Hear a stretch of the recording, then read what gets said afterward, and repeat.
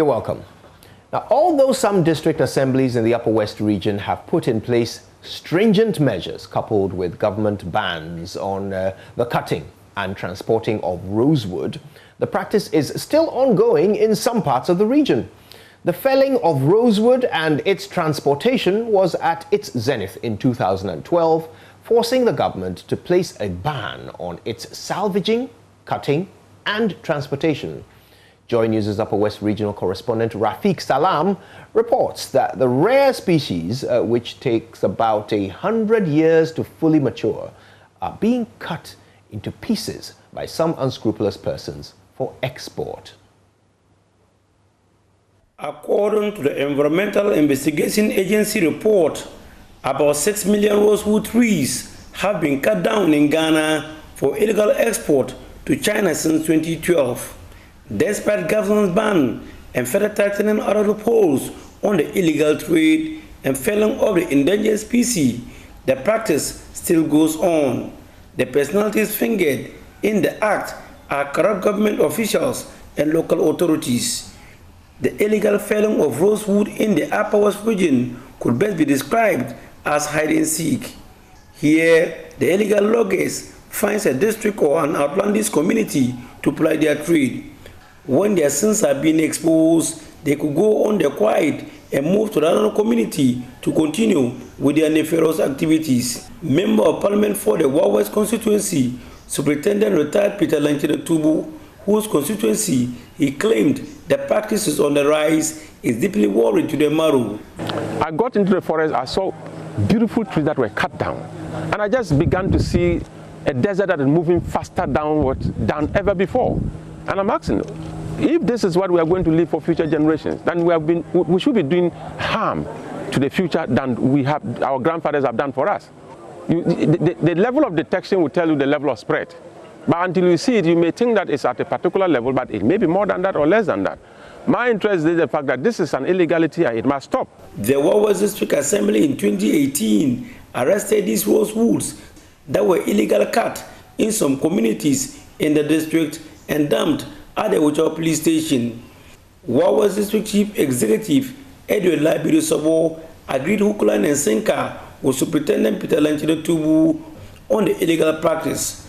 However, he said it is difficult to fight it because the people are not ready to devote information to enable the security arrest the perpetrators.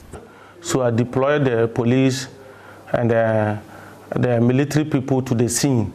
When they got there, they were not able to see anybody. They found out from the communities. They were not willing to show them the area that the people are actually doing the operations. They search around that area. They patrolled there about 2-3 days. They haven't heard anything. So the operation they are doing there, it is that they have stopped. They have run away. Even as a now, to identify the spot, those people that have been able to know the place, when you ask them to lead you there, they don't really want to go. They will only be sending information across, but when you contact the person that where is actually that area, it becomes a challenge. Since the practice was done on the quiet and on the blind side of most of the people, the team therefore went on the prowl, driving from one district to the other, looking for communities where this illegal felling of the rosewood is taking place. When we bumped into these 10 pieces of rosewood dumped by the roadside at Paradebu, we knew we were about hitting our target. We managed to meander our way through the forest, which was fast depleting because of the activities of the illegal loggers, and on a bumpy, inaccessible route to get to the Kajipere enclave. There we have our target. Hundreds of the tree species, about the size of 4-footer containers, were cut and arrested by the Defima Isa District Assembly. Some were recently cut, evidence that the practice has still not stopped. Assemblyman for Kajipere North, Janiti Morris, gave me an insight about how they were arrested. When they come, they are foreigners. The communities they get to, they don't even know the communities. What they do is they engage indigents, give them subcontracts. They cut these rosewood, then they go to them and buy, carry them away. So what we've done for now is last year we started it last year.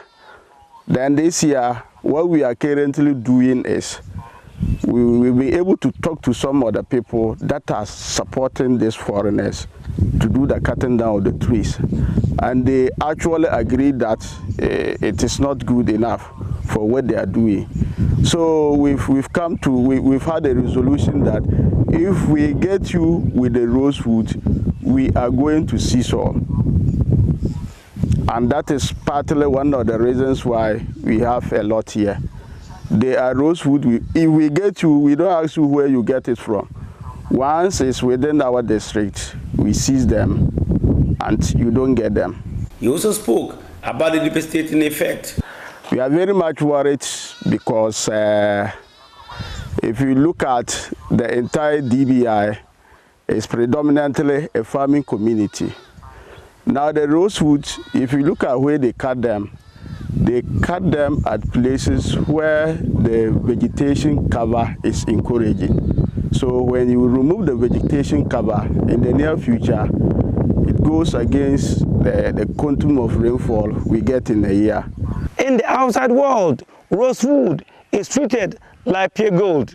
Whether it is in Beijing, London, or New York, it is used to make furniture for kings and queens. However, on the streets of the Upperwest region, rosewood is treated as mere firewood, used to make local guitar, and the leaves used as food for animals. The activities of this rich, powerful cabal, sometimes aided by some security personnel and community leaders, is tearing the communities apart, as some of them are either for them or not. The result is disunity and packets of conflicts among community members. Dafiema Bure is a district chief executive, Nadi Moro Sanda, however, said the people in the district have risen above the rift and has put in stringent measures. The result is what they are reaping today. Before I became a district chief executive, the problem was there. And when we came in, we decided that we would stop it. And so there was even a directive that those that they have failed, people should go in and harvest them. But the people didn't come. Because of the stringent measures we have put in place, people have refused to come and collect them. I think that is why. I quite remember we have made several arrests. We arrested people in our forests, and then we handed them over to the police. They dealt with them, and that was a punitive measure, I think deterrent enough to scare away people from coming to collect the rosewood that you saw in the bush.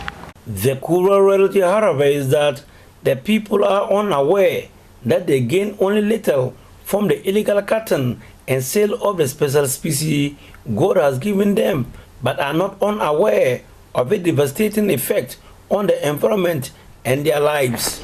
This rare species takes about 100 years for it to fully grow, but for persons who have unscrupulous minds or evil intentions, it takes them a split of a second for them to cut them into pieces like this. The rosewood are then carted out of the Upperwest region, taken to the Far East, preferable to China, where they are used to make imperial furniture. Reporting for JoyNews, Rafiq Salam, Kajiperi. Rafiq Salam with that report. Now, let's go across and speak to Ayamga Fatawa on Zoom. Now, he's from Tumu. He's an environmental activist and a Rosewood Youth Task Force leader. Mr. Ayamga also reports of similar incidents in his Sisala East Municipal Assembly. He observed these last Thursday. Mr. Ayamga, thank you for your time. Good morning.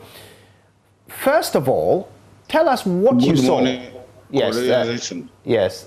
First of all, tell us what you saw when you made your rounds in the Municipal Assembly. In fact, as part of my routine visit to the various communities, especially normally I do visit the vegetations because protecting the vegetation is very dear and paramount to all my visions.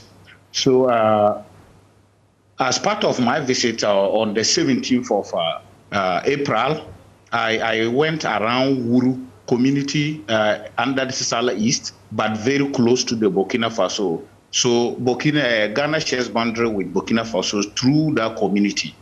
We have two communities around that place. We have Wuru and Pudo.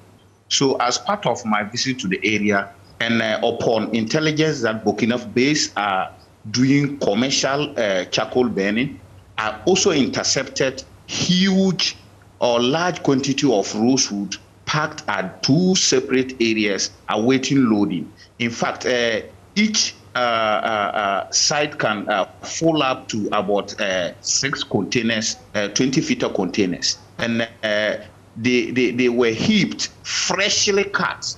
They look very fresh. So you could see that the people had heaped them at the those sites so that the vehicle could come and pick them. And if you saw what they did, it was an intention to not let concerned people like us see that those activities were still ongoing in the district. Fatau, you alluded to the involvement of some Burkinabés. Were you able to identify the persons behind the felling of these economic trees?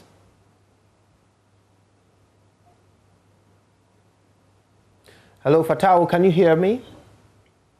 In fact, my hello, can you hear me? Yes, please. Hello? Go ahead. Please go ahead, Fatau. Hello. Yes.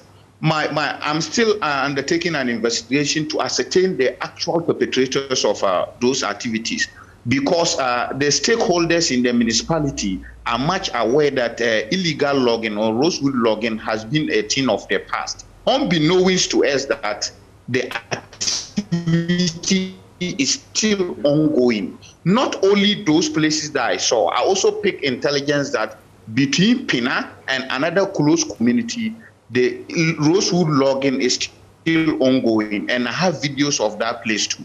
And some few stakeholders as to how we can tackle that particular issue, especially not to let the perpetrators have their way with the rosewood logs that has been dumped and are waiting load.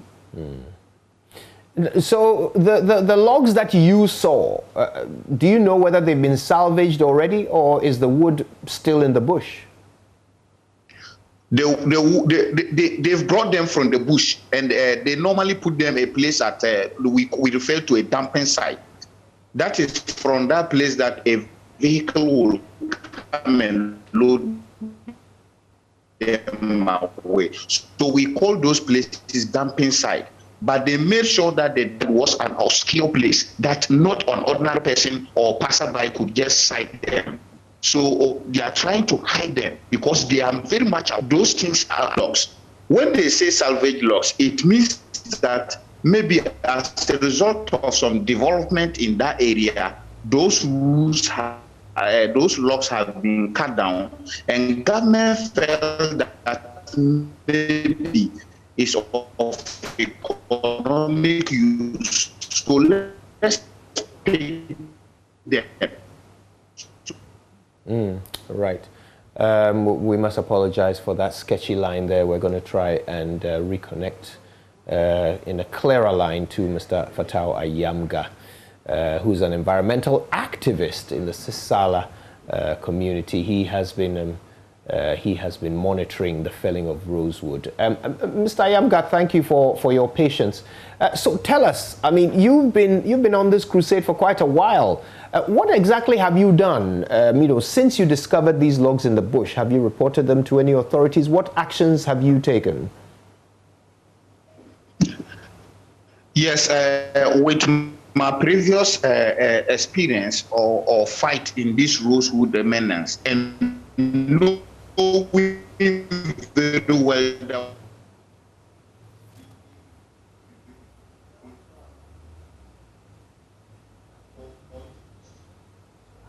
Right, okay, we have to apologize for that. We're going to have to try harder to get a better line so that we can learn a bit more about the situation in Mr. Ayamga Fatau's municipal area.